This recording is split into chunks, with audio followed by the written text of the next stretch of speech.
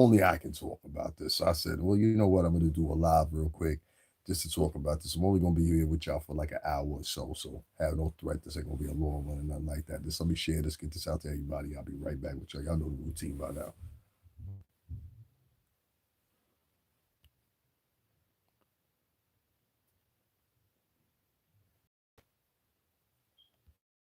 Yeah, let me just share this real quick. Get this out to like button for me. Make sure you hit that like button.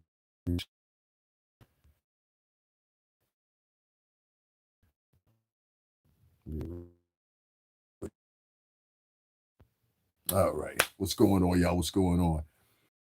I'm going to read y'all another article in a few minutes, but I just want to set this up so I can go quickly into it and y'all understand quickly and clearly what I'm talking about here. So, I don't know if you guys know this, but about a week ago, a week and a half ago, the owner of OnlyFans, which is, I think, in Belgium or one of those Jamaican countries, passed away and left a format that many women across the nation utilize, right? And some of these girls, as young as the age of 18, they decide to go on these platforms, just like OF. I'm not going to mention them because there's some scrutiny when you mention them. But they go on these platforms at 18 years old now. As you've seen, Bad Baby, she went on there. She made, I think it was $2 million within 24 hours, and she was only turning 18. So you kind of get a drift of where I'm going at here, where the salacious material on there, and it's even more salacious, believe it or not, than the stuff that you heard where it takes with Diddy, right? Well, I made a mention last week, and I don't know if some of y'all paid attention to it. I said, Diddy might be home sooner than you think. He might be home sooner than you think. Well, there you go.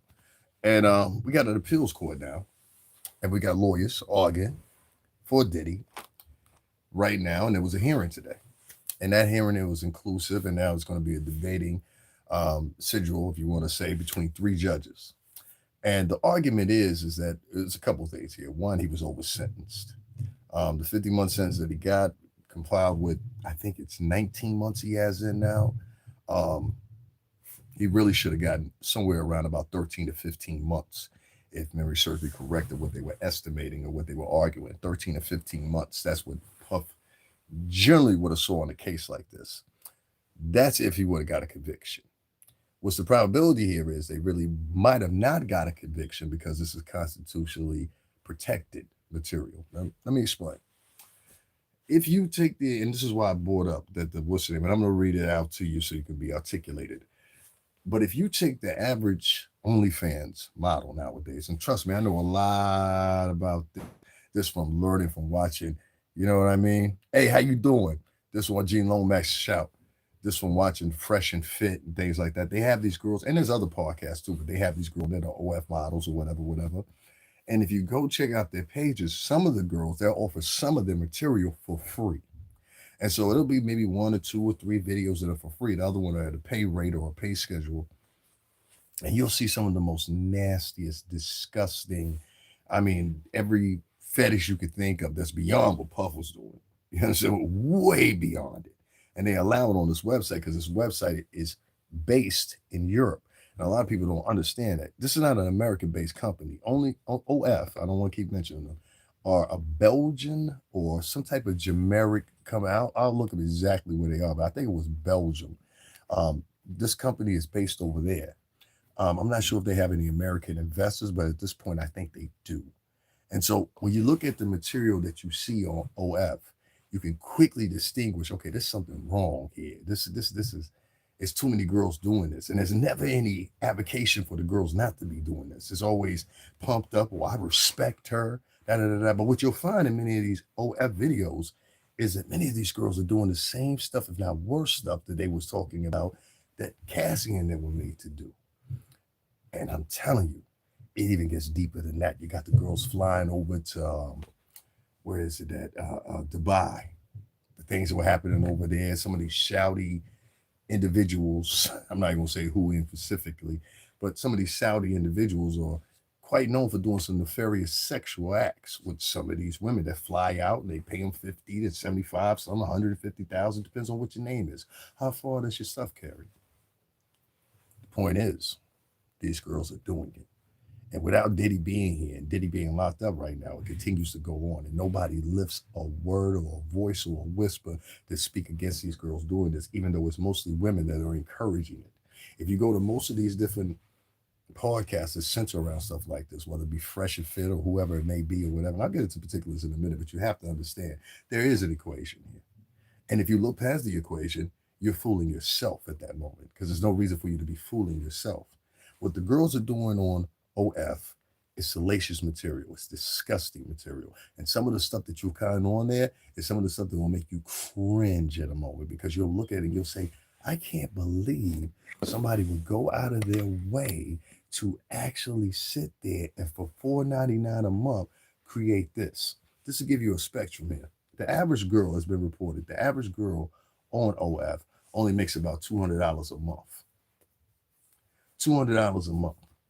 There's some of us that keep our clothes on right here on this app right here and make more than $200 a month. You're taking your clothes off and you're making $200 a month peak. Most girls, I think they said something like 80 to 85%. You guys can go look it up right now. You'll see for yourself. Now, say what you want to, but Cassie and the other girls wasn't just seeing $200. Plane tickets didn't even cost $200. The room didn't cost $200. I know that's a hard argument for a lot of people to bite, but please pay attention and stay in contention. Now, with that being said, it's a great argument. It's a great argument. How can we let one format of sexual deviation stand, but one individual that has private deviation, I won't take that word away, in his own liking, where the tapes have not been distributed? You've never seen a tape of Cassie or any of the other girls that were purportedly in these, Daphne included, respectfully. You've never seen a video pop up anywhere where somebody can display it and say, here's the play. The only one that had something similar was the guy that was on Vlad, and I forgot what his name was. One Eye Willie, whatever his name was. He had some weird name. I ain't gonna say his name. Sly something. But he was the only one that reportedly had something. Maybe the other dude, I forgot what his name is, the one suing. But they didn't have stuff that they distributed, meaning like the masses don't have it. Even with the Sly dude, he said, yo, peep this, but I ain't giving you no copies. You understand? So it was known beknownst to all of them. Now, what's the difference? The difference is once you upload something, it belongs to the gang. Understand? Now, with OnlyFans, there's all kinds of rippers and things like that that you can grab up, whatever, that you can find online. And what you can do is, in one point, whether it's somebody that actually gets an account and copies the videos, or it's either somebody that screen records the videos, or whether it's be your videos that you put up in the selection go to the gang. And that's what it is. And so any picture you got of you naked, it's cute because you're young, which seems to be a case of these girls. The kids, they won't remember this. Yes, they will remember it because people are ripping it off and up everywhere on every website you can think of. You understand what I'm saying? Pornhub, all of them. They got your videos. You can go check out some of these girls on some of these sites. No. I know you don't want to hear this, but y'all got to hear this. You can go at a whole girl's catalog depending on who subscribed to or whatever time they got left on their hands. And they'll have the whole catalog of her on OnlyFans for free on one of the free websites. This is the truth. So actually the risk here are greater, I would say, with the OnlyFans girls being exploited and taken advantage of than it is with the girls that, yeah, they did salacious stuff too, but they did it for a coin and their videotapes have never been released to the public. I will yes, both girls in both situations are doing salacious things. Both girls in both situations, to a degree, are getting taken advantage of to a certain extent. But the point is, one lasts longer and one is visible, OF material, and one isn't. Now, if these tapes would have gotten circulated around with Cassie and Daphne and all them, I might have took a different position. Might have took a different, who knows these things. But I didn't, and I'm not. You know why? Because these tapes that Diddy and those girls did, they were private. And they never got circulated around. They never got pushed out. Nobody's ever seen any of this. Like I said, a screenshot here and there was the only thing that Sly over there, Vlad, delivered. That's it. Shout out to Vlad. That's it. That's it. That's it. So I'm going to read this article for y'all real quick, and then we're going to dive into it a little bit because there's a little bit more I want to say about it or whatever. But I want to make sure y'all understand where we're coming from here because I can't understand, and I said it before, I can't understand how girls are upset at him for exploiting women, quote unquote, but they're not upset at OnlyFans for exploiting women, and they're not even an American-based company. And don't worry about it. Attorneys, attorney for Sean Diddy Combs asked for federal appeals court to for a new sentence on Thursday, arguing that the judge in his said that evidence he shouldn't have when he was ordering him to spend 4 years in prison.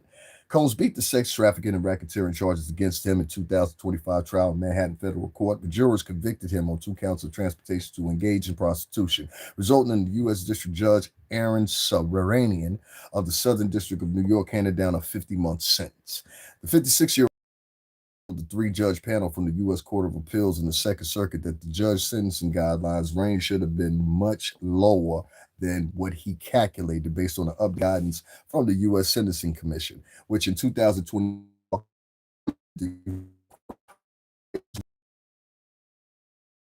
oral arguments that lasted for more than 2 hours for Combs, and the U.S. government duked it out over whether Sobranian had sentenced Combs based on evidence that pertained only to the accounts of which the juries acquitted him of, meaning that they only the evidence that he had only pertained to the things that later on Puff didn't get even convicted of, the racketeering cases, the all that other stuff that was, you know what I mean, outside of what he actually got convicted for. So this does matter. Delving into the intricacies, excuse me, and this is the way they spelled that, delving into the intricacies of the trial testimony and the government's closing arguments. Judges focused their question on the fact the trial judge said that he would have landed the same sentence even if the guideline calculations were incorrect. Now, if y'all don't know what that means, there's actually a 3-panel judge system here that's actually seeing and presiding over this thing with Puff here. He said to us that he would have done the same. He would have done the same thing. You're saying we don't take that at face value. U.S. Circuit Judge William Nardini said. Um, that's correct, Your Honor. Attorney Alex Shapiro replied. Assistant U.S. Attorney Christy Slavic, meanwhile, argued that Samarinian applied the appropriate test in deeming what the conduct was irrelevant. He looked into whether the conduct tended to establish the element of the conviction count. Slavic said she found a metaphor in describing the portion of evidence from the 8-week long trial that was relevant to the judge. He's thinking about the entire trial as a pizza. He's not considering the whole pizza pie. He's considering a slice. That slice, Slavic said, proved that the Mann Act counts against Combs, including involving internet tied to transportation. Even if Samaranian had erred, she said the error would have been harmless. He unequivocally and explicitly stated that he would oppose that the same sent regardless of acquittal conduct guideline. Slovak argued. And then it follows on to say, over the course of the 2 month trial, prosecutors detailed their case accusing Combs of using a vast criminal network to force women to engage in days-long drug-fueled sex parties known as freak-offs and male sex workers while Combs watched, and I ain't gonna use that word, and often filmed. Two of the ex-girlfriends, R&B singer Cassandra Ventura and a woman identified as Jane, testified that Combs physically abused them. Prosecutors showed 2016 video footage in which Combs kicks and drags Ventura in the hallway in Los Angeles. We're not going to condone that. Admitted to the abuse, which he did. Combs admitted to the abuse and apologized to the women at his sentencing. I know that video is disgusting, deplicable horror. Can trigger a lot of people around the world, Combs said on October 3rd, 2025, before sentencing. And domestic violence is a burden that I've always had to carry. My actions were disgusting, shameful, and sick, Puff said at the time. Samaranian's 50-month penalty roughly split the difference between 135 months in prison for what the government asked for and the sentencing time that served that Combs had requested. He's asking for the appellate court to vacate his convictions as he continues to serve time in Fort Dixon, New Jersey, having moved from the Metropolitan Detention Center in Brooklyn, where he was held before the trial. The panel of judges reserved ruling. Daniel was joined by U.S. Circuit Court Judge Sarah Merriam, I think that's how you pronounce her name, and U.S. Court of International Trade Judge Jim M. Miller Baker. So these are the three presiding judges that are overseeing this and seeing if there's any validity in it. From the sounds of it, they may or may not go with it or whatever, whatever. But I think what's going to happen ultimately is they're going to really have to rely on case law. And what I mean by case law is that you can refer to case law so many times in a situation like this, and it's been done. I remember in the beginning of this trial, I took y'all by what was it, Rule 404, and I said this rule will probably be used multiple times in the court proceedings, and it was. It was 404, 404B, 401, and I forgot what the other one was. Guys, make sure y'all hit that like button. But it was those three. I even read them out, and they're still here on this page, so y'all can go check them out. Um, do I want to see Puff come home? What do you think? You know what I mean? Do I think that he served enough time based on what's been provided? Yes, I do. And I'll tell you why. As I mentioned before, you have the guy that's from the used to be the former CEO over at Abercrombie and Fitch. He is now currently in a house or a place like this, basically like club fed for him. The guy's like 80 years old, so he's in a place where they're trying to deem whether or not he's mentally stable to stand trial and all this stuff or whatever. But prior to him going to that, he was sitting over in Long Island or Staten Island, free as a bird. He was able to make bail, and he was set bail. See, the additional charges that Puff had made his case federal, but he had been in the same standing, and fortunately he wasn't. But if he was in the same standing as the CEO from Kmart, who had done atrocious things. You know what this guy did? He used to have the boys that were the models. He used to have them come over there, and he would set them up for sex parties. The same thing y'all call freak offs. But see, the problem is blacks and Latinos have their eyes centered on the culprits, but they do the culprits by color. They do the culprits by culture. They do the culprits. They like it's a weird thing what brown and black people do. They name their culprits based off what white people are calling their culprits. And many times white people call people corporate culprits because they're culprits. See, I can only just mention. I can also what's going on, Peace God. I can also mention Harvey Weinstein, which I also covered his case over here. You can go on my page and check that out. I was there in person. I don't mean covering it from my bedroom. I mean there in person. Same with the Diddy trial. So, and Jonathan Major's trial as well. So I've been covering it. Shout out to Dennis. Mr. Dennis put me on to doing all this when he was coming to Tasha K joint. Um, there's a lot of space here. And I think if this doesn't work right here, I have to raise another question, which I raised before. How come Trump can't come through with a pardon for him, but people that are more heinous than what Puff has done are getting pardons? I pointed to George Santos. I said, that man stole from his own family. He stole from his own family. He was a representative in New York City, and he stole from his own family and did all kinds of notorious stuff. I mean, gross stuff, including sexual stuff. He's free. I read a list of people that the pardons department, because the woman that's in charge of the pardons is a black woman, believe it or not. You can go look up right now. And I noted that everybody that she gave a pardon to, every last one of them was exclusively either white or they were some type of foreign national or something like that. It's Chinese, Indian. George Santos is a Latino. And I'm like, you're giving pardons to everybody but niggas? You know? No offense to Kodak Black. Kodak Black out here getting higher than giraffe pussy. You understand what I'm saying? Or was. There's a video of him laying in the middle of the street higher than giraffe pussy. And at the time, he was coming off of the same thing. He was coming off of a pardon that Trump gave him. So if all these guys are getting pardons or whatever, no disrespect. But I've been in front of Trump Tower talking about this before. And I'll put that back up. I said, how come Puff can't get a pardon? And when I saw the announcement, he absolutely can't get one. I said, well, why the fuck not? But George Santos can get one? Come on, get up there. Come on, play fair now. Play fair. George Santos. I want y'all to go look up George Santos right now. New York City. Just put that in and put in New York City and pardon. It'll have all the information you need. You see what that rat bastard did. You'll understand exactly why I'm talking the way I'm talking. And most of y'all in the tri-state area, y'all know what I'm talking about too. George Santos is a piece of shit. And should have never been freed. You know? And along with a couple of those other people that were on that list or whatever. Everything from January 9th or whatever the fuck it was. And one of the dudes that they had freed and got a pardon. I don't know if y'all knew this. One of the guys they gave a pardon to, he was a convicted child molester beforehand. They let him out. He convicted another crime and got convicted again. Y'all think I'm lying? January 6th, that's what it was, right? So a lot of people don't even know. Y'all be paying attention to the wrong stuff. And before I do that, well, no, I'll go right here.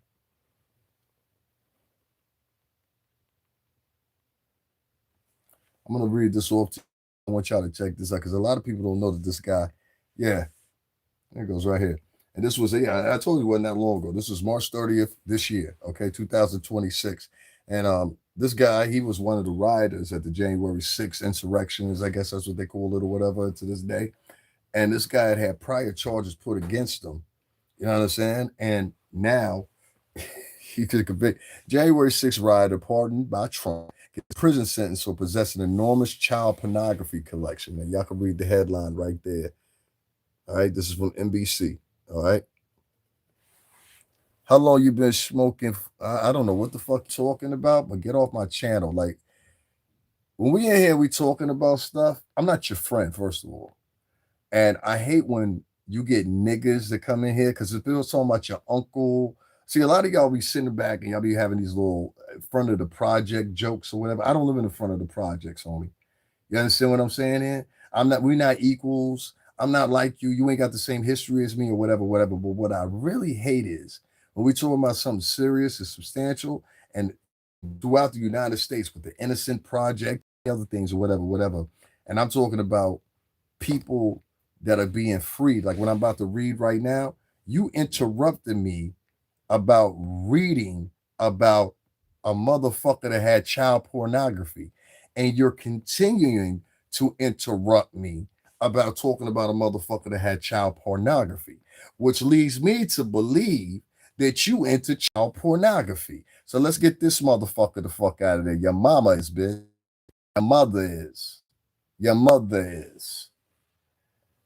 You get these people to come in or whatever, whatever, and I apologize for that. But did you notice how timed he was? Right when I said, let me read this to you, all of a sudden he typed something in. Oh, you're this, you that. Nigga, I don't know you. I don't know you. And that shit's so weird. You interrupted me talking about a fucking child molester?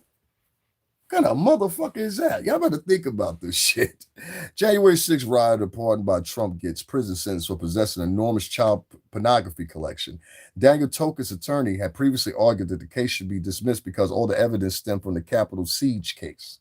So let me read this to you. A man pardoned by President Donald Trump for his actions on January 6th has been sentenced for possessing more than 100,000 sexual images and videos discovered in connection to his Capitol riot case. Remember, y'all, that motherfucker that was just in here in the chat room was trying to interrupt me from reading this.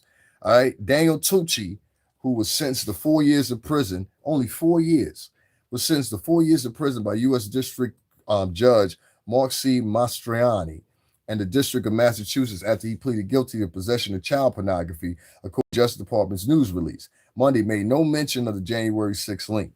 Tochi had been set to go to trial in January 6th case earlier last year, but it was dismissed after Trump granted mass clemency to roughly 1,500 motherfuckers.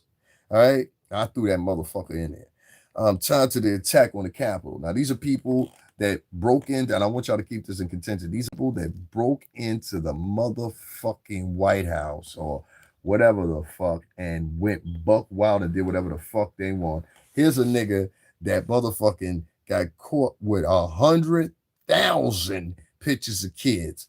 And don't you hear something weird here? Y'all ain't paying attention. I'll say it to you one more time. Here's a dude that got pardoned on January 6th insurrection, right? We're talking about Diddy here. And y'all want to do all this song about Diddy. He had 100,000 pictures of child pornography. And the only thing he got was 4 years. How does dude get the same amount of sentence that Diddy did? Y'all ain't thinking about that? He got the same sentence Puff did, but yet and still, he had child pornography. Now, I don't give a fuck what you're talking about. There ain't no way to explain that shit. I don't give a fuck what day of the week it is. Unless you mentally retarded or some shit, you can't explain to me while you had a motherfucking 11-year-old or 8-year-old. Nah, nigga, you can't explain that to me. Bring that nigga on outside. I can't stand motherfucking kids unless they mine. You understand what I'm saying? But what you ain't gonna do, you ain't gonna touch one of the little motherfuckers. I don't play that shit. I'll beat your motherfucking skull and fuck with a kid around me, nigga. See where you end up. Daniel Tucci was sentenced to 4 years of prison by U.S. District Court Judge Margie Mastriani of the District of Massachusetts after he pleaded guilty to possession of child pornography, according to the Justice Department news release Monday, and made no mention of the January 6th link. Once again, this is somebody that Trump pardoned. Tucci had been set to go to trial January 6th case last year, but it was dismissed after Trump granted mass clemency to roughly 1,500 defendants. It's 1,500 motherfuckers, all right? Federal prosecutors wrote in the sentencing memo in the child pornography case that in addition to the child sex abuse material, Tucci's laptop contained extremely disturbing images of violent acts. Puff ain't have no shit like that. But in this, interesting that this motherfucker on his second row, after getting a pardon, he had a pardon and committed another crime. Are you paying attention?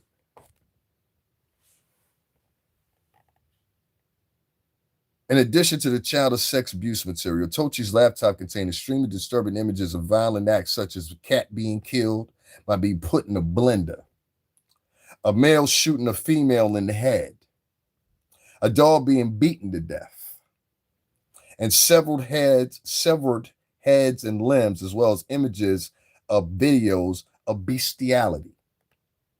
This is a motherfucker that Trump pardoned. Let me read that to y'all one more time for the slow motherfuckers in the back real quick. You understand what I'm saying? Let me read it because there's a couple slow motherfuckers in the back that want to hop off. Well, that ain't. It's some people that going to hear this story, and just because this motherfucker is white, they going to either they ain't got nothing to defend it, but they'll log off like you saw them three motherfuckers just do just right now. But if you read and listening to what I'm saying, all these I'm gonna read another motherfucker that's worse than this Puff, and he's on that fucking list too, and he was pardoned, and he got into some more shit. You see, I don't like the fact, and I've said this already, and I'll say it again. I don't like the fact when there's people out here that are worse and have done worse than Puff, and now we sitting up here and we act like we ignore them. Like everybody wants to act like they ignore Harvey Weinstein. I'm not ignoring Harvey Weinstein. Fuck Harvey Weinstein. There were pictures, there were videos, and I like how they got taken off of YouTube. They use and Instagram.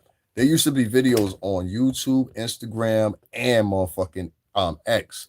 And there used to be videos on there of Harvey Weinstein because 2 or 3 girls, they recorded him, right? When he was doing what he was doing, like trying to lure him or whatever. So there's one video this girl did, and she had a white purse. I forgot what her name is, but she was actually one of the girls at his trial.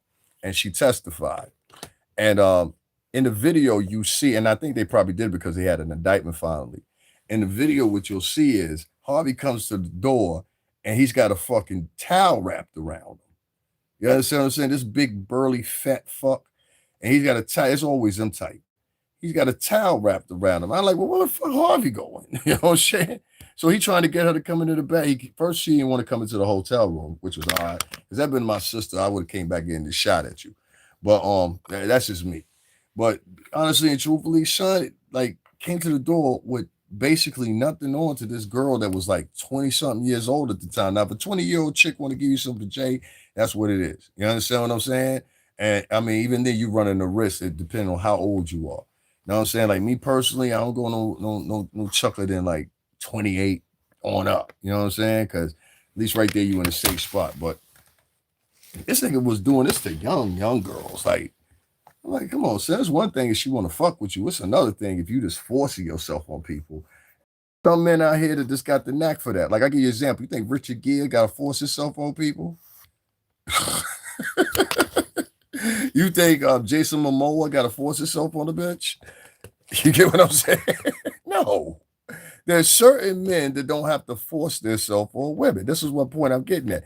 And there's certain motherfuckers that got to pay for J. Let's keep it real. There's certain niggas that got to pay for J. It's certain niggas. I done seen it straight up. I done seen niggas pay thousands of dollars just to sit next to a bitch that will come up and talk to me anytime for free. Take me home with her for free.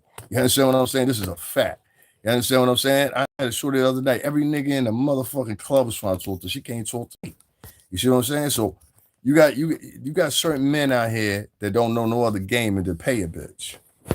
Everything that they do, they paying. You understand? And some men, they pay a chick because, well, that's what she wants. Some women prefer to get paid for their services. You don't believe me? Go read the Bible right now. There's a woman in there named Mary Magdalene. She'll bring you up to speed.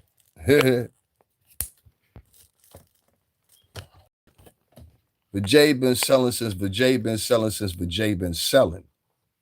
You know what I'm saying? I don't know where everybody getting, well, it's women's rights are being nigga. No, women are jumping on OF voluntarily, and women got one set of strengths against when a black nigga do something, but got another set of rounds from when I know when it was running around talking about Johnny Depp did some shit. Y'all know when it was running around talking about Johnny Depp did some shit? Come to find out what's going on. Come to find out, Johnny Depp ain't did shit. But she did some shit. She took a shit in his bed. I swear to God, I ain't never, listen, I had some chicks mad at me before. Never in life have I had a chick come and pop a deuce in my bed because she was that mad at me. That's what was her name, that crazy chick? And somebody married her. She's remarried and got a baby. That crazy ass, bro. She ended Johnny Depp's whole shit. They didn't want to put him on Pirates of the Caribbean no more. I was mad. We said in here, yo, David, can you show us your arch? There goes another one of these men in here talking crazy. Oh, bro, let me tell y'all something, man. Let me explain something to y'all. If a man walk in, let me tell you, I think a lot of these niggas that be coming on these podcasts, this is what I'm saying. Every time I talk about Puff or every time I talk about like the obvious here, you'll notice that the black dudes that come in, and they're the real problem a lot of times when it comes to vlogging, because half of them niggas is feminine as fuck. But you'll notice when the niggas come into the podcast, do y'all not notice they always come saying some homosexual shit? Or is it just me? Is it just me? You done seen three black dudes come in here. All three black dudes are coming here. They come in here saying some homosexual shit or some homoerotic shit. And then they always got a joke. Nigga, it's been 2 years almost. Y'all niggas still talking about baby oil or whatever. Pay attention to the facts, son. I think a lot of y'all niggas got fantasies about Puff. I think that's what it is. Like, listen, Puff, don't be mad at me. That whole shit when you was rubbing the on your chest and all that, that's what they said. I don't know. That's some nasty shit. But anyway, that's what you was into. That's what you was into. Whatever. I think though, outside of that, I don't think it was some gay shit because all them the strippers said, "No, he ain't never tried nothing with me." All of them testified that. Every last one of them said that, right? So for you to then keep on a gay fantasy and keep I done seen men make whole videos. And this is not no shots to the LGBTQ community. I got friends over in that community. My cousin is part of that community. She got a girlfriend that's basically her wifey. She been with for years. Everybody knows this.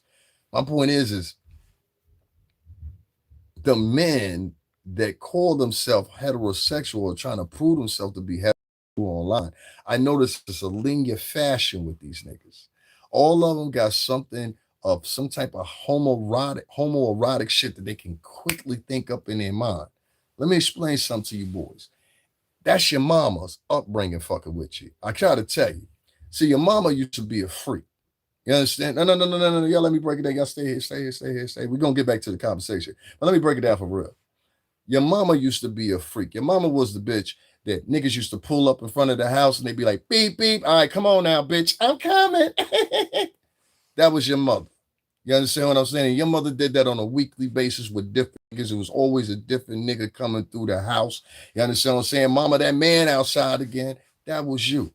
Now, since your mama had a whole bunch of sisters and aunties and shit like that, that's all you was around your whole entire life. I'm breaking down something psychologically. Y'all make sure y'all hit that like button. Now your mentality is that of a woman. A woman is vindictive. Women are the ones that run around talking about this nigga's gay, and in reality, them bitches is gay. Black American women are the highest rising lesbian population in America. Please go look this up right now. But yet and still, it's not the women, it's the truth. Go look it up right now. Go Google it right now. Go Google it. Black women and Latin women. They're the two highest, black women and Latin women are the two highest rising LGBTQ populations within that whole diagram. Now that's from the CDC. I ain't make it up. I don't make up demographics. But one thing I see though a lot of times is when these men come in and they talk these Diddy jokes or whatever, it's almost some homoerotic shit put around it. I've seen niggas make whole videos talking about baby oil, and like you gotta type that shit in to actually see what you want to see. So that means a nigga typed in what he wanted to see. Are y'all not paying attention to what I'm saying? A nigga typed in as he made a what do you call it? The AI videos. He typed in the prompt exactly what he wanted to see. How would you have an idea what you wanted to see if you had not had that on your mind or prior experience? Can somebody help me? Can somebody help me? I ain't never been with a flat chest man. You understand what I'm saying? So I'm trying to understand, how do you know what a nigga would look like, what Diddy would look like with baby oil put on him? You're able to type that into your AI prompt. And this is a very serious question. Can somebody help me out with this? And be able to type it into your AI prompt and have the video come out perfectly as you suggest, unless you had those type of experiences. So let me tell you boys something moving forward. It's been 19 months since this has happened. Almost that, and in 5 more months, it'll be 2 years. You understand what I'm saying? If you still out here at this point talking about baby oil jokes and all that stuff or whatever, that's because you got a crush on Puff, and you need to deal with that. You dream about Puff, son. I'm telling you, it's some niggas on here that got some fantasy. That shit that they heard in the transcripts turned them on. Watch this. I'm gonna read what this dude. Look, whatever he said was so bad. This is what it said. Chat messages held for review can be seen by you, but hidden from the public view. You can make them public and keep them hidden by selecting show or hide. The feature is disabled. Yeah, I disabled that shit because if you say something too nasty. So then the dude wrote, the same guy. So you've never been homoerotic? I'm like, the fuck kind of person writes some shit like that? It's not that. It's just the point that you're in here, and that's the first thing that comes to your mind. You can't help out the discussion. You're not listening to nothing I'm saying. I just read off to you a nigga had over 100,000 porn images of children in his computer. And the nigga, instead of saying that, he comes in and talks about Puff. This is why I try to tell you, a lot of these people online, they got y'all fooled, or what y'all should be paying attention to. A lot of y'all, if a bomb hit tomorrow, y'all all be dead because y'all too busy giggling and keying all the time. And that's just going to bite you in the ass.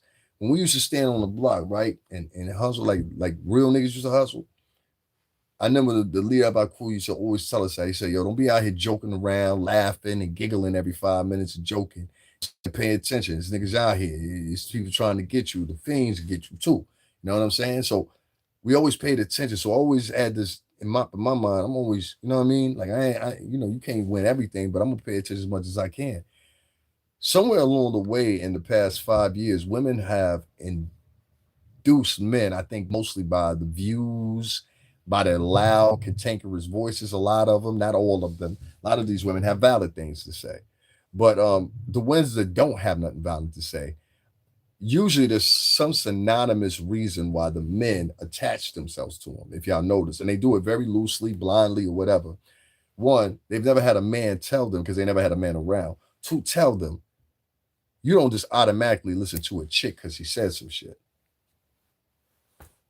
Number one rule of the game: don't ever just listen to confer with your chick and be like, all right, bitch, what you say to them? Why they that mad? Why they that upset? Don't ever let no chick lead you. If a bitch can lead you, she can lead you to getting robbed. She can lead you to getting hurt. Don't ever let Vijay lead you. You understand? I turn down some Vijay in a minute, nigga. In a minute. I'll be like, all right, bitch. You don't believe me? Ask my friends. They'll tell you. They be thinking I'm wilding too. I'll be like, all right, bitch, peace. Give a fuck. I'm not buying you no more drinks. Drinks $15 up in here, bitch. You got one. That's it. You know what I'm saying? If you ain't talking about what I'm talking about, by the time you finish that one right there, there will not be another one. And I'll walk off from a hoe. I done did it a million times. I don't give a fuck about that. Because listen, in this area, the tri-state area, it's hundreds of thousands of bitches. It's a bitch right now that's rich as fuck looking for a nigga just like me. That's what I'm saying. So it's like, she's like, that's the same nigga I was looking for. You know what I mean? So only thing I'm saying to you is, if you a boy and you online nowadays, it's probably not the best idea if you want to be seen as a real nigga. Because a lot of that shit y'all be defining as a real nigga and talk about that shit is phony up here. Like, nigga, we'll wash your ass up here, like for real. It's like your man Sneeko found out the other day. Your man, I've been telling nigga, and I'm glad, yo, shout out to him. He sounded like he was from the West Side too. I couldn't make it out, but he sounded like he was from the West Side. He was talking that West Side to him. Yo, listen, man, I appreciate you because, and I don't got nothing against Sneeko, but Sneeko was walking through New York and he's filming people, and it's like a couple of vloggers are coming from out of town, coming to the New York area and trying to be goofy. And I'm like, yo, homie, this ain't Atlanta. This ain't Mississippi or wherever the fuck else you from. So these niggas up here hurt you. You know what I'm saying? You thinking just because you in safe areas. Nah, that's the place that are most likely happen. So Sneaker was in Midtown Manhattan. And I was like, it's about time. What the niggas from Midtown that I be seeing? Like, they were one of them niggas. Dominican niggas say, yo, son, take me off your shit. I'm arguing with my girl. That's one thing that if you dealing with Honduran man, you dealing with a Dominican man, you dealing with a Cuban man, nigga, don't get involved when I'm arguing with my bitch. I ain't gonna put my hands on her. I ain't gonna do nothing to her. But don't get involved when I'm arguing with my broad. This is my business. You understand? And nigga started filming him. Son walked up to him. He said, yo, erase it. He was like, I can't erase it. I'm live. I'm like, yo, you better be careful. See, it's getting warm now. Them niggas about to come back out. Maybe about to come back. You gonna see. Come up here goofing again. I saw another one. He was in Queens goofing. I saw another one in Brooklyn goofing. I'm like, yeah, you in the wrong area for the ha and the keys. They all finding a way of testing people. There's a guy down in Canal Street bothering the Africans down there selling the purses and shit. Man, get the fuck out of there. Nobody give a fuck. And this guy's like from the Midwest. You understand what I'm saying? He ain't been in New York for number 2 or 3 years. There's a lot of people coming from out of state. And they're coming to the tri-state area. I'm talking about Jersey, New York, Connecticut, all three of them. And they're trying to like change the way that we live and try to make us adherent to the way they live. And I'm like, nah, I ain't with that shit. And I'm noticing a lot of these vloggers are encouraging other people to do the same thing. I'm trying to tell you, stop playing around. Look at Sneeko's video. You're going to see what I'm talking about. You will get fucked up here. So keep the goofy shit in your city. Don't come up here with that shit. I'm trying to test it, nigga. I'll do something to you, like for real. I don't play that shit, that goofy shit. And like I saw a dude that was the other day in the store or whatever. He got racked up too. I saw another dude in Germany. He got like a lot of people are not playing that goofy shit. You just run up on me with a camera and just start goofing around or whatever. I saw one nigga got shot behind that shit. Like, stop that goofy shit. We not kids, bro. We not kids. You understand what I'm saying? I'm not your friend. So you know what I mean? You susceptible to anything. So I just don't understand that. But moving on, I just want to say that I've started to break strive or whatever, but it's just like, yo, that is pathetic. Like you got there's some of these dudes like be 30, 35 years old. I can see if you was like 19 or something. I'd be like, I expect that of you. But niggas is 35, 40. Like y'all on here talking about baby, you know what you look like. You ain't gonna go around a group of men on your block and talk about, yeah, man, this baby on the Diddy. The fuck is wrong with y'all? Y'all looking real moist, man. I'm just saying, man. I don't believe you, man. I don't believe you do none of the shit you talking about.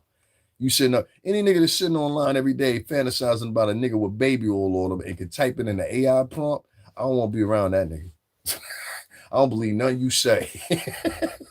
Who's scared of the nigga that can phantom what a nigga look like with baby oil on him? You know how much research that take? I'm hoping Puff come home, man. I hope Puff come home. We get this thing, you know what I mean, back together, whatever. But this little thing of ours is fading out here. You know, I took this and I extracted it from somebody, but this is the last time that they gave guys like us a chance with a money making opportunity like this. So we got to make the best of these last little few years. And I think we can properly resurrect the bad boy name and logo. I firmly believe in that. And I'm going to be part of that structure one way or another. But more importantly than anything, I want to say this. Y'all motherfuckers got to stop sitting around talking about the surface shit, start talking about the details. These men went into court in a 3-judge panel today to discuss whether or not Puff should be free based on what he's been charged with or whatever. I just read y'all an article about a man that was pardoned by Donald Trump. And subsequently, a few months after that, I didn't add that into the conversation, he got caught with 100,000 images of child pornography on his computer. How the fuck do you even have time to download 100,000 photos as me? It take me 20 to 25 minutes to edit the videos that y'all see from me. And how many I give y'all that day? Like 4, 5, 6 of them. It take me like 20, 25 minutes. Then it take another 15, 20 minutes deciding what I'm gonna put it together. You understand what I'm saying? How I'm gonna put it together so I can upload it to y'all. So for a motherfucker to have time to download 100, nigga, you ain't got nothing going on. That's for one. Number two, how come ain't nobody poked this nigga when he reached the prison? Like, you know what I'm saying? Like, somebody do, you know what I mean? Like, so what you doing when you get out? Y'all ain't had that conversation with him. So what's your plans when you get out? You know what I'm saying? Like, you know what I mean, you going back to doing that? You know what I mean? Like, y'all need to talk to beloved or something. I don't know. Well, you know what I mean? I don't know. Y'all do things differently now. Y'all probably got empathy for it. Well, he's mentally ill. That's what they say it nowadays. Now, but fuck, poke that nigga. The fuck? Yeah, the other shit he had in there? The nigga had beat. What they say? Hold on. I'll tell you the other shit he had on his computer. He ain't just have kid pictures on his computer. I'm like, how the fuck this nigga only get 4 months? 4 years, the same amount of time Puff got. This nigga, listen to this shit. Federal prosecutors wrote in a citizen memo. Federal prosecutors. So this is the same prosecutors Puff had. Federal prosecutors wrote in this is in Massachusetts. Federal prosecutors wrote in the sentencing memo in the child pornography case that in addition to the child sex abuse material, Tochi's laptop contained extremely disturbing images of violent acts, such as a cat being X'd off in a blender, a male shooting a female in a kibasa, a dog being dismissed to death, you understand, and severed heads and limbs, as well as images of bestiality. Before he pleaded guilty in September. And he only got 4 years. He got 4 years.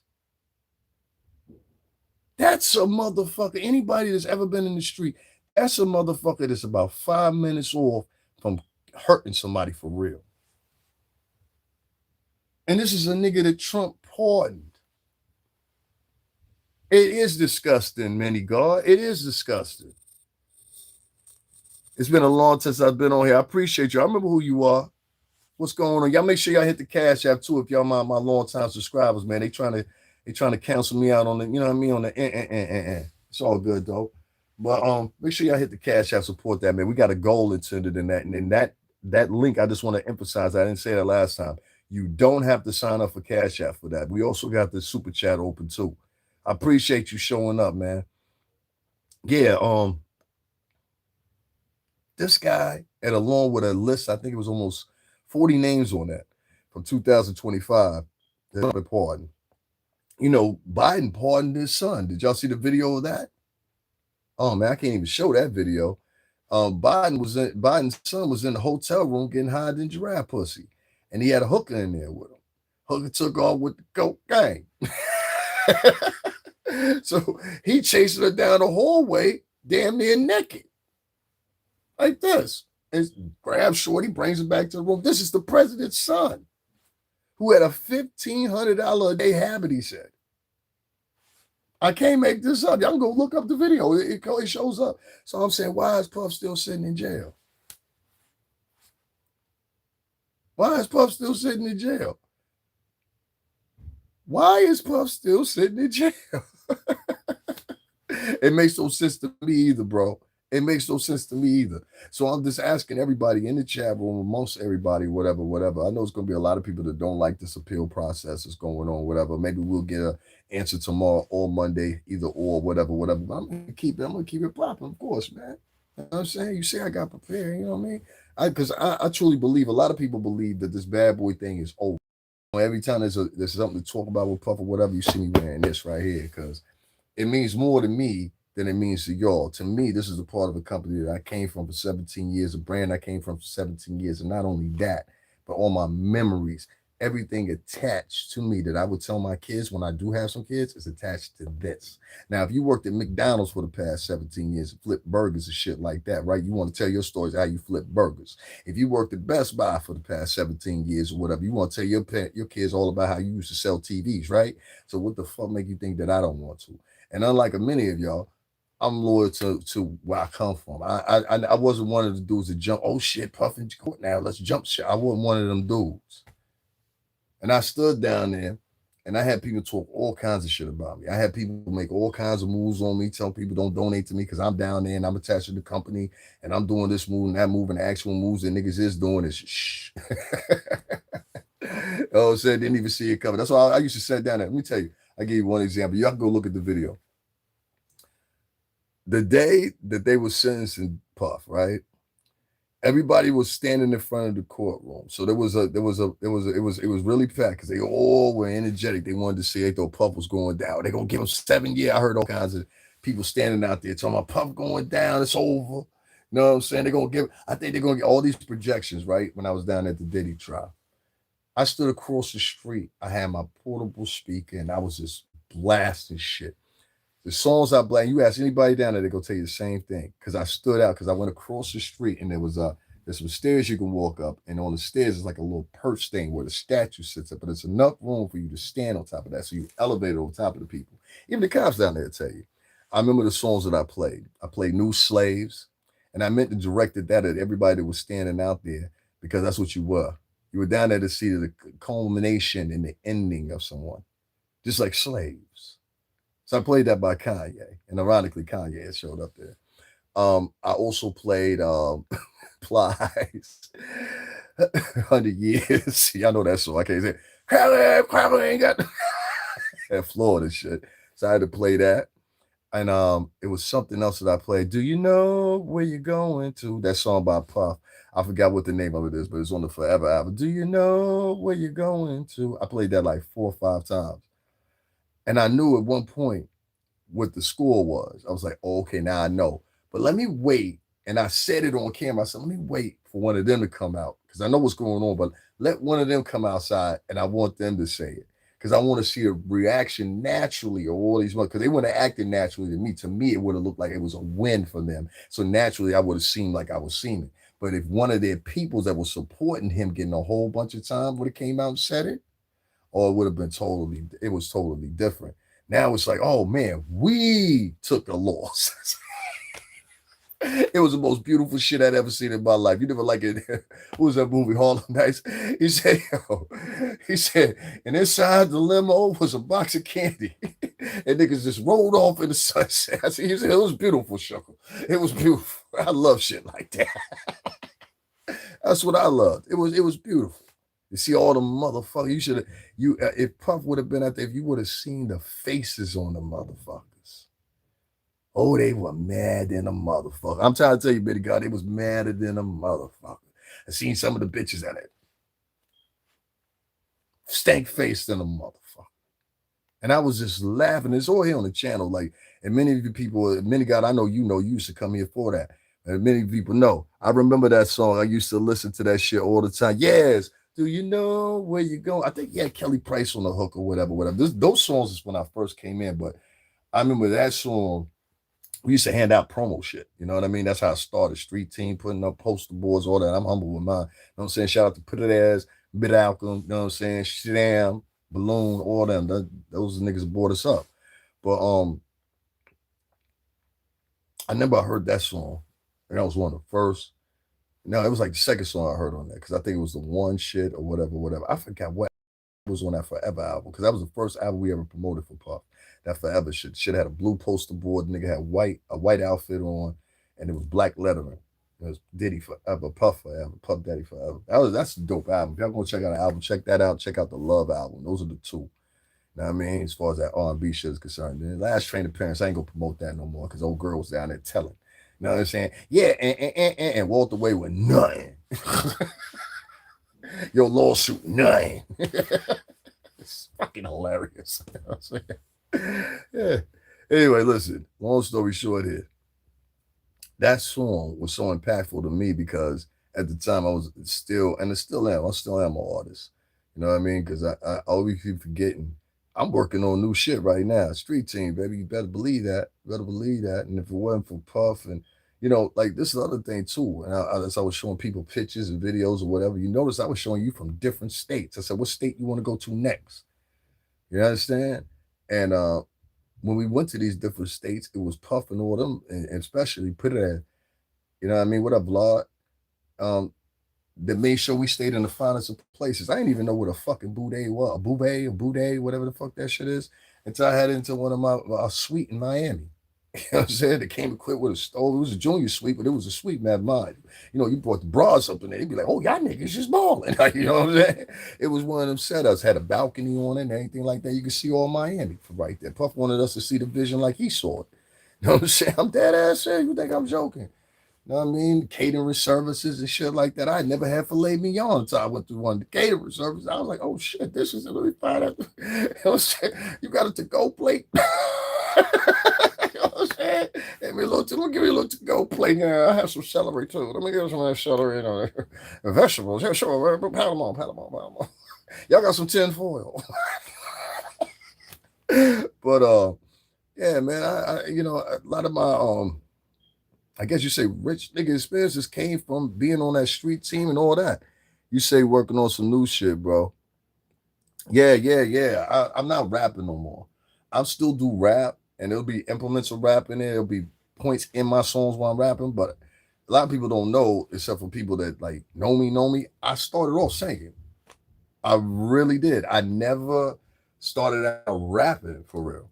I transitioned into rapping, but originally I started off singing. Like there's some of my songs with my old. Shout out to my man Prim. Shout out to JFK out them out here in NL and CT. They can pay testament to it because they recorded songs for me when I was singing, and they told me at that time, I said, "Yo, you sound better singing than you do rapping." I had multiple people tell me that. So I used to do my like like it's very different than kind of like what Max B do or something like that. Shout out to Maxie, but it's like real singing, and like if you hear me sing, you'll be like, "Oh shit!" There's 3 or 4 videos on here that I covered. I covered Michael Kiwanga. I covered Stevie, and it was somebody else or whatever. But yeah, most people they know me for rap. I know what you're saying. They know me for rap. That's the chat talking to me. They know me for rap, but yeah, I always sounded better singing. And like some people, they like people that know me, they know this, and people that are friends. But some people they never reach out to you and ask you, hey, what else can you do? You know what I'm saying? And I think that was the dividing core. If I had to say anything bad about Bad Boy, I would say that. I think the staff made it a way where we were in an era. I think the era had a lot to do with. We come from an era where everybody was cocky, and that's really what y'all talking about in these conversations y'all be trying to have. We come from an era where people were cocky, people were belligerent, people were about getting money, and they throw the money and get face. If you remember in 2000, that's when Sean got convicted because somebody threw a stack of money in Puff's face. So, and I don't know how that story went. I wasn't there that night, but the point and the premise of this conversation is this: is we come from a bravado sense, and like a lot of the guys that worked at the office, they had that same bravado sense too, and it wasn't really helping those people that I think should have been helped. I think what it was doing was helping other people to have bravados as big as theirs, but maybe not necessarily been as talented as the guy. Because most of the time, if you're real talented, you don't have a high bravado.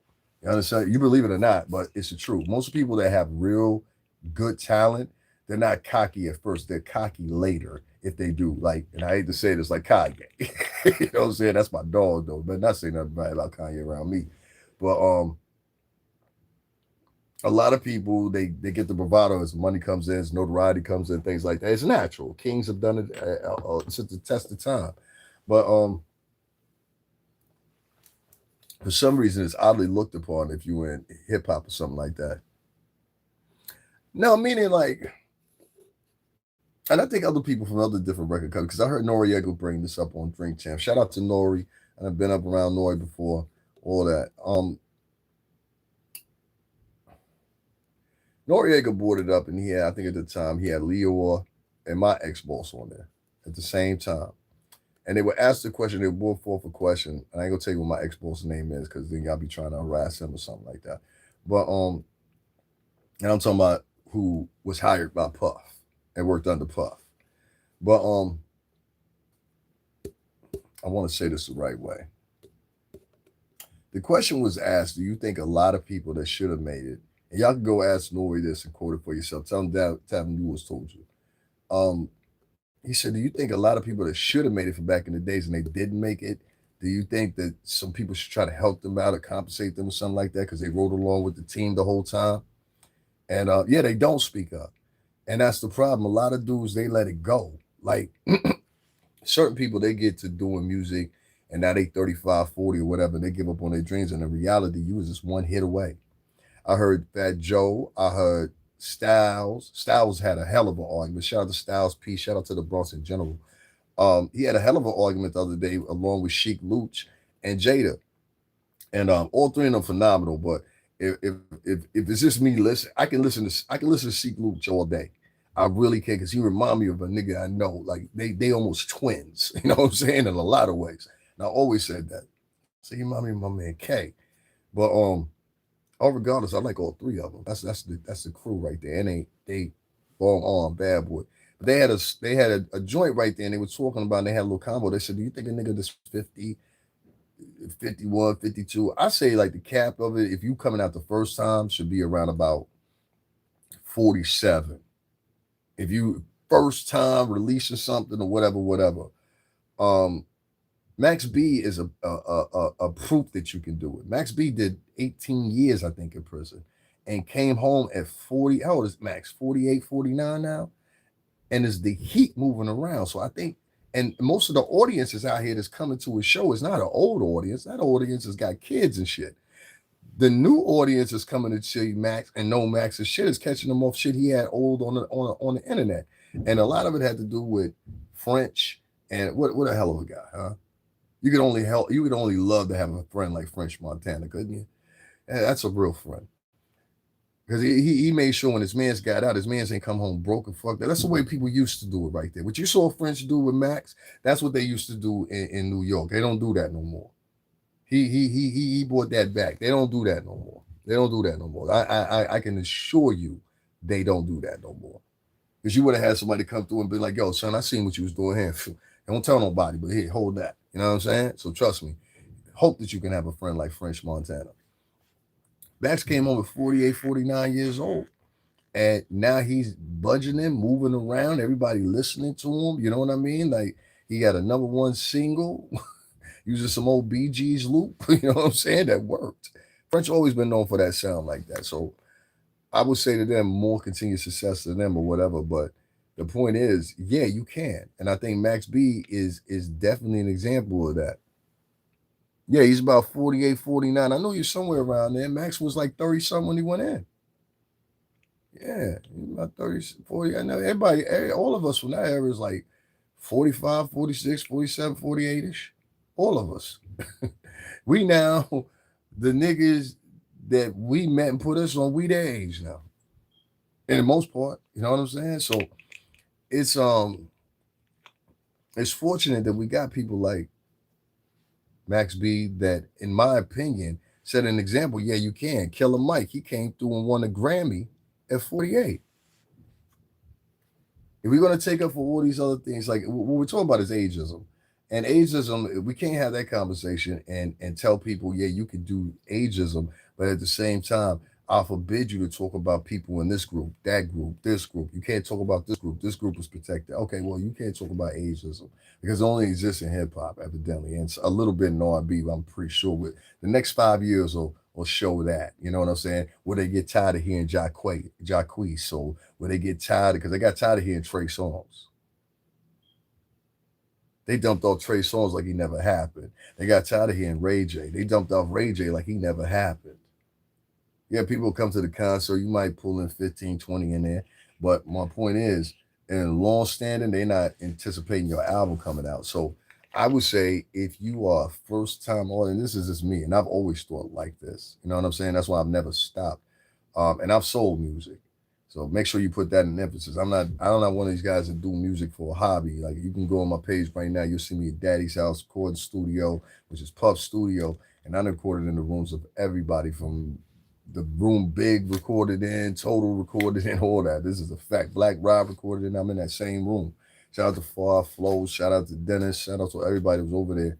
Tony, what up, boy? I'm gonna come to Jersey to see you too, man. But relationships like that are the reason I'm able to go to studios now and do what I do. Killer Mike is on the look for sure. Yeah, but at 48 years old, he won a Grammy. You see what I'm saying? So I thought, yeah, he wasn't young when he went in, and that's for sure. We was, oh yeah, Maxie was like 30 something when he went in. You know what I'm saying? If he did 18, he was like, yeah, 30. He was like 30 on the dot. He might have been 31, 32, something like that. He was like 30 on the dot. You know, Max had been going for a minute. I remember when Max went in. So I'm glad to see him home and got some money or whatever. And I want to see the same thing for Puff. When Puff get home, everybody think this bad boy thing over. This bad boy thing ain't over, man. This thing ain't over. But I want to say something to the people that jump ship, though. I don't think y'all should come back around. I think y'all should stay exact. And I know Puff and all them niggas ain't probably gonna like me to say that or whatever, but fuck it. I think y'all should stay where the fuck y'all at. If you ain't when he start doing shit, because you know where it's gonna go. When he start doing shit, don't come back around talking about, oh man, I always knew it was gonna happen like this. Keep your ass over there.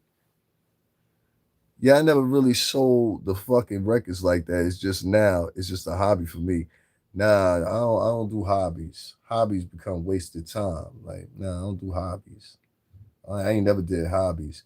I started out doing music when I was 13 years old. I grew up in a household where I listened to everything from old soul music to Caribbean reggae music to salsa. It was heavy. I listen to everything. I even know salsa artists. La Negra, Tabao, La Celia Cruz, La Negrita. I'm talking about old salsa music. You know what I'm saying? But I know the ones like, I have to start putting some of that stuff up. I've got so many like songs that I'll start sharing some of that because I always share songs in English. But like, oh man, La Morga de Panama. That's one of my favorite songs. La Morga de la Panama. Y'all got to check that song out. What you say? Yeah, I really never sold. I'm proud that Mike won that Grammy. And also remember that Max went in. Yeah, Max gonna win something too. Max gonna win something too. Trust me. That song where they use that BG's loop. He gonna get something off that. Trust me. They gonna get something off that.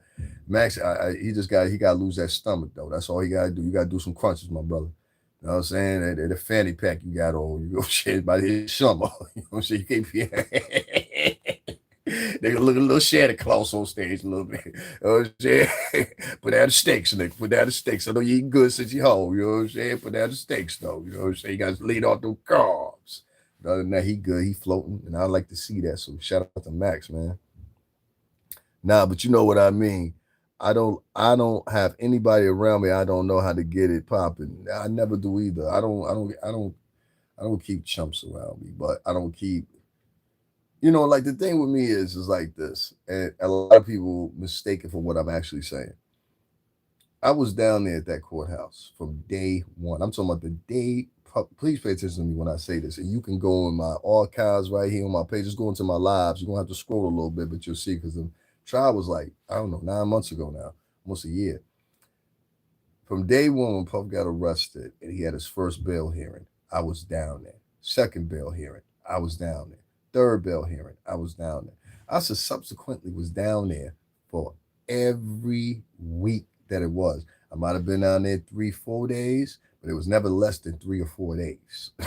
Okay, I might have been there one week. I took off because that's when I got into it with that chick outside the courtroom. I said, "Now, if I do something to this chick, then da da da da." What you say? I kill you with my Spanish. That's what's up. But claro, gracias, gente. But for me, it's like what can I say? For me, it's like I saw who I saw down there. You know what I'm saying? And I know who was down there. I know my man's was down there driving the family down there the first time. Shout out to little BBE, you heard? And he was the one that was bringing Christian and all them down there. I know Puff's homeboy that was there every day, sitting right beside him. Shout out to him. And in the courtroom, I didn't want to go up in the courtroom see Puff him in no handcuffs. That's why I did everything from outside. Plus, outside I could watch everybody. I could hear because these niggas were so loud you could hear them from a mile away. You know what I'm saying? Yeah, and I think that I was listening to all them niggas. I was like, let me see what these niggas talking about, what narratives they creating or whatever. I confronted 2 or 3 motherfuckers down there. Y'all remember, right? Right. Including that nigga, what's his name? Hot Rod. I ran up on him and the chick he was with. Remember that? So, like I said, and this is a fact, I clipped that up for y'all. I don't like that nigga at all. You know what I'm saying? I don't want to do nothing to him or nothing like that, you scary bitch nigga, but I don't like him. You know what I'm saying? Because he's a scary nigga. And I think he's lying. That's just my opinion. Anyway, long story short, this nigga mad because he ain't get credit for drums. I don't have anybody around me. Literally, I'm trying to learn though. Well, this stay tacked in, man. I'm gonna start talking about the music industry for what I know. Like I don't know shit to the depth Puff and them know. It's shit that I need to learn from Puff and them still or whatever. Because I think mechanically we could turn this whole fucking thing around. But first thing we need to do is get rid of the streaming shit. We have to have a full range demand that we get rid of streaming. Once we get rid of streaming and we get people focused back on doing physical things. I saw Juru the Damager. I know many of y'all don't know who that is, but he's been in Germany and all these places, whatever. He's still printing out physical CDs. There's a couple. I saw J. Cole, what he was doing. You know what I'm saying? They're trying to set the initiative so you'll do the same thing too. But for y'all that are too young to understand, there was a time, and I come from that time, where you would pay $15 to $75 for a CD, right? And your cut would be extracted from that. When I first came over with a Bad Boy, this is what it was. You got to understand, right downstairs from us was Virgin Megastore, one of the biggest music stores you can think of in the entire country. If you want to, just put in Virgin Megastore, Times Square. They'll show you some pictures of the inside of it so you can get a scope. It was huge. And so we literally could walk through the front door and walk through the back door, and we were in our offices. And so at that time, they would sell physical units. Yes, sir. They would sell physical units. This was at 1540 Broadway, Midtown Manhattan. This was Scope. Same building that the guy that's always talking all the time. I forgot his name. Gene Dill. He was in this building. Um, they were selling stuff from $15 to $75, depending on what artist you had or whatever. And the dividend in the split was way bigger. And what y'all don't understand is what we understand. This is where the era of Puff, Big Puff, Manny Freshen on them, Jay, um, D and Y on them over at Rough Riders. RP to DMX. You know what I'm saying? I'm gonna do a piece on that later. Because today is the day he passed. And I'm trying to think who else. Most of the people, Master P, most of the people you see huge in the game right now, they made their money from that era right there. And it was like a small window too, because it didn't last no longer than about 12 years. Puff got a lot of knowledge in the damn game. Yeah, you do. And that window didn't last no longer than 12 more years by the time we came in 2000. So around about like 2008-ish or not, because they closed Virgin Megastore somewhere around about 2008, 2009. So I'm not even gonna say 12 years. It was really like 7 to 8 years. You know what I mean? And so within that 7 to 8 years, that's what Jay or them, they made their money really off those physical sales. When you start getting into streaming and getting into the files, you're talking about pennies on the dollar for what it was really worth. So the way to really do it is if everybody collectively said, hey, listen, we are taking our music off of the streaming services or whatever, people are in fear. Well, what about RIAA? Fuck RIAA. They will follow you, their business. You literally can totally navigate the whole fucking shit. Only thing you gotta do is say everybody, just like Jay had everybody come up with a title, whatever. And I get it now why you did that, but I'm just saying the same thing can be implemented. If you just all wake up one day and you say, you know what, I want my music off your fucking streaming service. You want everything from me? Go directly to the company's website and we're going to mail you out CDs or you can stream it over there. What needs to happen is these record companies are representative of these people need to start their own fucking streaming services. You're worth billions internationally. I'll give you an example. If you got BMG, you got BMG in America, you got BMG in Latin America, you got BMG in Europe, you got BMG in Russia, and they service all those other different people. So conglomerately speaking, one of these companies that you see making multi-billions of dollars or whatever, the only fucking reason they're making multi-billions of dollars is because they're allowing their artists to be statured on these fucking platforms. Turn the fuck around. The only thing you got to do is just take your music off of there. This is what Jay-Z was trying to encourage motherfuckers to do, and they just didn't follow through with it like they should have. That's the answer. If you want this shit to not diminish, you gotta take your music off the fucking streaming sites where they deduce the market value of the actual music. There's no reason I should sit up and make a song. I'm talking about for real musicians. That I should sit back and spend 3 months to 4 months recreating a song, putting it out, and then boom, you telling me this shit's only worth 0.0.0.2 cents per listen. When before, the whole fucking, even a single, you had to pay $5 for. In the previous, see, I don't know this. Previously, anybody, even with the single, you pay $5 to $7. For the whole album, you would pay anywhere from, depending on who the artist was, if it was a single disc, you could pay anywhere from $18 on the initial release. Okay. That usually used to be what the margin was, about $18 at its peak. Okay. That's for the release of the CD, or at the same time, still fading out of tapes at the time I came around in 2000. You fast forward and you look at those sales, and people were going platinum, people were going gold, or whatever, whatever. Just like they're registered now on these streaming sites. The only difference is the streaming revenue has demolished the actual money that the people are making, and it demolished quickly. You didn't even see physical entities demolished that quick. That's why I don't understand how y'all, if you really look at it in the scope, if we're talking about phonographic records, right? Let's talk about phonographic records. One of the first ways of actually having material that was recorded somewhere else, and therefore you can be listened to in your home with a phonographic player. If we're talking about records, then we fast forward to what was after that? DAT tapes. That was the two reel spins. You know what I'm saying? That they had in the 70s. Then we fast forward to the cartridge tape. Then we fast forward to the cassette tape. Then we fast forward to the mini CD and the CD or whatever, whatever. We fast forward to all these things. One thing that's in common with every last one of those formats that I said, they have one thing linear in common with them versus the data world. They're always still physical entities. And those physical entities, if you go through and you look at the price of each one of them, you will see it supersedes anything the streaming has available. So a lot of people will be like, oh, it's impossible to do that. No, it ain't. This is how you do it. Take 15 artists, the best artists of each one of these last record companies, and say, hey, look here, I don't think this whole fucking streaming thing's working out no more. I want to take my music off of there, but I got an alternative.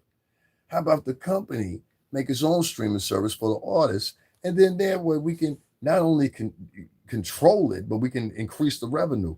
They say this thing is dependent on fucking what's the name on revenue from the advertisers, just like many of these different platforms are. You're gonna have to find it something better to do. These advertisers are gonna start to see within the next 2 to 3 years, they're not really making no money off of advertising doing streaming. That's what's happening on these platforms right now to monetize shit. That's why you see them tightening up the money. You go over there and you see TikTok, you wasting your fucking time on TikTok. You ain't gonna make $20 on TikTok with 1 million views. So why is it impossible? It's definitely possible. It's extremely possible. But what you'll have is you'll have these motherfuckers that are so attached to the machine that they'll be like, nah, I don't want to get off the titty. They scared. For some motherfuckers, you gotta understand, this is the most money they ever seen in their fucking life or ever will see in their life. See what I mean? But it is very possible. So anyway, I'm gonna get up off of here, y'all. I just want to say that quick. You know, I always got to come in here. They get too comfortable. You know, like I done seen people like, okay, I'll give you an example.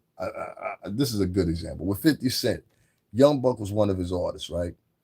Young Buck blew a lot of money from what out of his own words, and I've heard other people say it too. I ain't gonna point to who, but he blew a lot of money doing stupid shit. Like for example, this motherfucker go get a renter, and it's a Lamborghini. He driving from Arizona back to Tennessee, and then leave it in Tennessee for the next 6 months. Well, the shit is a current cost. You see what I'm saying? So you can't do no renter like that. You know how much of a listen in Miami? They're the king of renters. Arizona, California, everybody doing renters. Texas, don't let me leave them out. Everybody do the extravagant renters. That means you can go down there, you get a Bentley for the weekend for $265 a day. You go down there and get a Lambo for like $170 a day. It's gonna have the dealer plates on it, but a bitch ain't gonna know the difference if it's 2 o'clock at night. You know what I'm saying? So, you know what I mean? Like, that's how niggas be fronting and flexing in Florida and all these little cows I pointed out or whatever, whatever. But a lot of times it's happened. The motherfucker want to keep it's a Lamborghini. I want to keep this shit for 3. He said, LOL facts. This is a Lambo. I want to keep this shit for at least 5 days. I'm paying $170. That's how the mindset you get into it. Because you can't believe the women that come along with it. You understand what I'm saying? Like, chicks will literally, if it's a renter, are not a renter, especially in Miami. Chicks are used to a motherfucker having a renter. Mm-hmm. I call ICE. Now you're going to call ICE? That's what's up, man. You can't call ICE on me. I'm an American citizen. Go to Africa? Okay, I hear you. I hear you. Listen, man. People with faceless profiles, like, listen, I'm about to really embarrass you, right?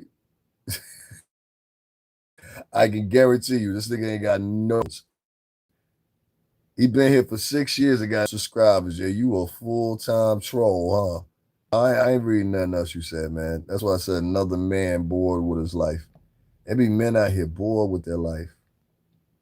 He said, go back to Africa. I'm trying to go to Africa. I ain't trying to go to Africa. They got a lot of shit going on over in Africa. I don't want to be involved in right now.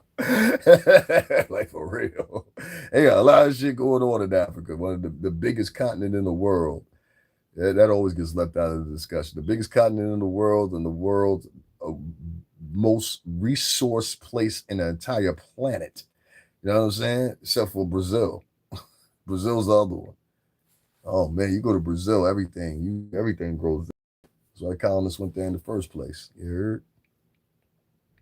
I'm gonna talk to y'all about that one day too. Cause like when we have those discussions about the Caribbean, we only talk about like Tainos, but niggas don't talk about the Mesa Reds, that the Afri the what was it called? The Arawaks, Mesa Reds. There's like three or four other tribes outside of that were in Latin Caribbean. I ain't talking about outside of Mexico. Shout out to Mexico and Ecuador and places like that that had heavy Indian influence. If you ever watch Peru's another one of them. Peru's only one of the countries in Latin America outside of Colombia that has like a black population. They have black Peruvians, if y'all didn't know that. But Peru is depicted in one of the most scariest ways in the apocalypto. And it's just almost scary because you know what it's donning and ushering in at the end of the movie by Mel Gibson. And in the scene in that movie, the last scene, you see these two Aztec and Mayan tribes warring with each other, right? And the real enemy coming in on a ship. That's the Spanish conquistadors. And as they see these ships coming in, all the fighting and killing and murdering they were doing, they stopped and they just looked out the shore and they said, "Who the fuck is?" And it was the English, coming to colonize them, take away their savagery, make them Christians. You know what I'm saying? I'm trying to learn about those things. It's not very hard. It's not very hard. It's not very hard. I know these things from here instinctively. I took out this one video I got up on here. Someone was in here talking about some shit to me one day. I said, "Nigga, I will like put something on you. Like seriously, stop fucking with me. Like for real." Yo, I took the niggas. I went live at the Botanica. Who remembers? He said savagery. I word of my mother. I went live at the Botanica and fucking, I ain't gonna tell you what borough, but I went to a real Botanica. You know what I'm saying? Tú sabes, por la gente latino en la Santaria, tú sabes, ¿no? Arishu, Shango. I took him over to the spot, man. You know what I'm saying? Because my father was into all that shit or whatever. Not like that, but you know what I mean? He was aware of it. And so I took him to the Botanica. Niggas was scared. It was still on my channel. It's still on my channel. I swear to God. I was doing, it's labeled something else, but I was doing something else. And I said, yo, y'all, so y'all niggas think I'm joking right here. I'm gonna walk in. So I had it labeled as something else. I'll clip it and I'll put that part up because I gotta be honest, I did have it labeled as something else. It wasn't like the title was labeled that. I went there in the midst of doing the live because I was passing by that. I was like, I know this spot. I know who up in here. So you know what I mean? And the spot that I went to was on my Puerto Ricans. So it was just funny. It was just funny. Niggas was scared to death. I had the lady that I know, I ain't gonna say her name. The lady that I know, I had her on camera with me.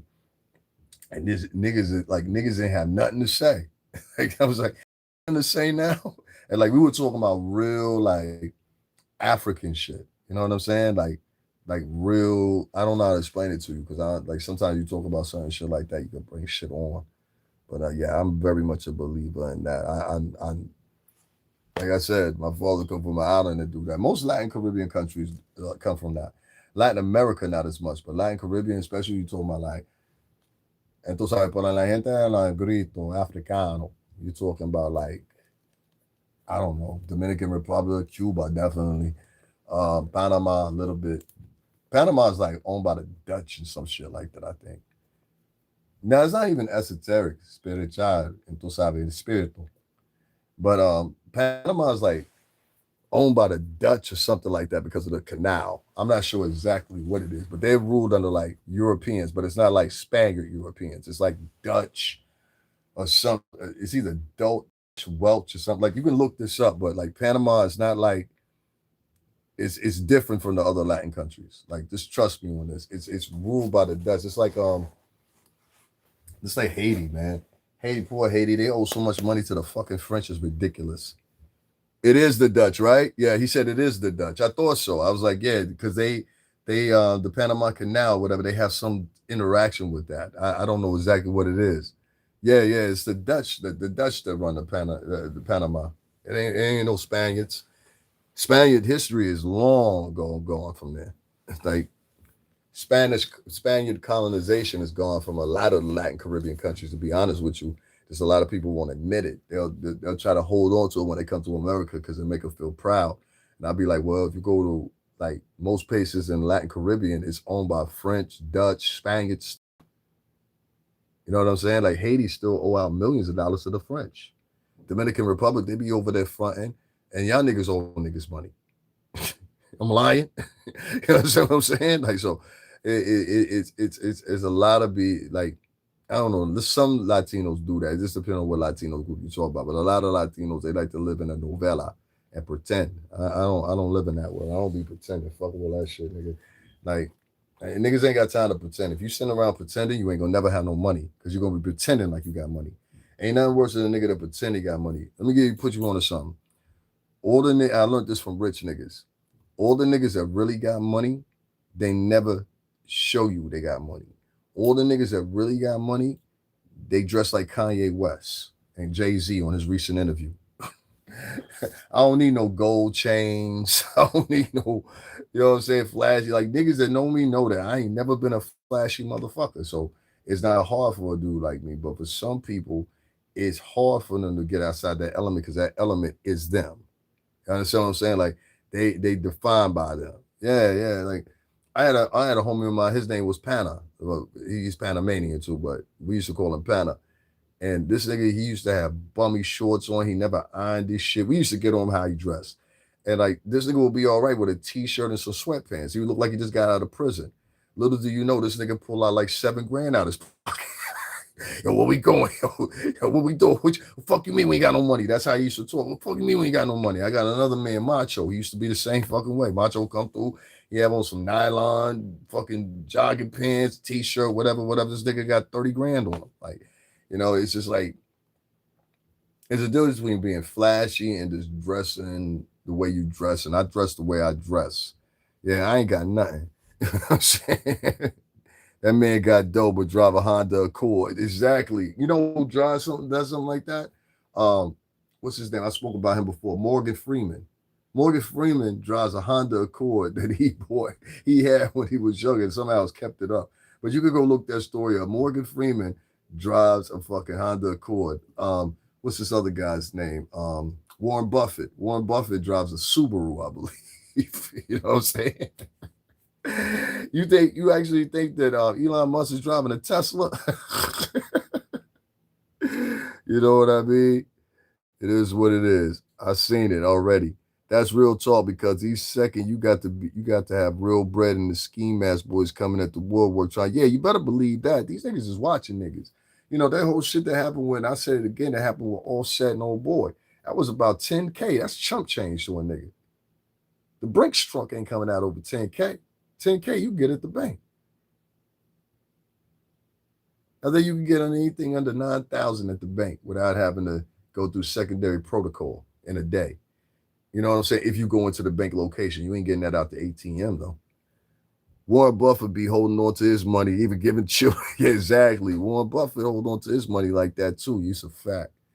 All right, y'all. Let me get up out of here. Y'all know how I do. If I ain't getting no cash apps, I gotta go. But I wanted to say that piece about Puff and make sure I did that or whatever. Puff, we're gonna see what happens. It's 9K. I thought it was 9K. Yeah. After that, I think the IRS, you got to declare to the IRS or something like that. I think it is. If I stand right. But Puff, don't worry about it, nigga. You gonna be home here regardless. Whatever. We're gonna work out, Sean. Don't worry about that money. We're gonna have a show. Other than that, I will talk to y'all in a minute. Hold your head. Combs, kids, y'all keep doing what y'all doing. Keep moving around. I'm watching y'all little niggas. I'm watching you from a distance. You know what I'm saying? And whoever that motherfucker was that broke into King Kong. Yeah. I don't know what y'all goofies be thinking about or whatever, but somebody broke into King Kong's house or whatever. We don't have that shit. Nah. And be careful when you do that. Them boys and them girls, they ain't alone. You understand what I'm saying? They ain't alone. You might think they alone, but they not alone. Now, if you wise, you'll listen to that. And Puff ain't broke. That's all I got to say. I'll talk to y'all in a little bit. Remember what I said? Leave those kids alone. Yeah.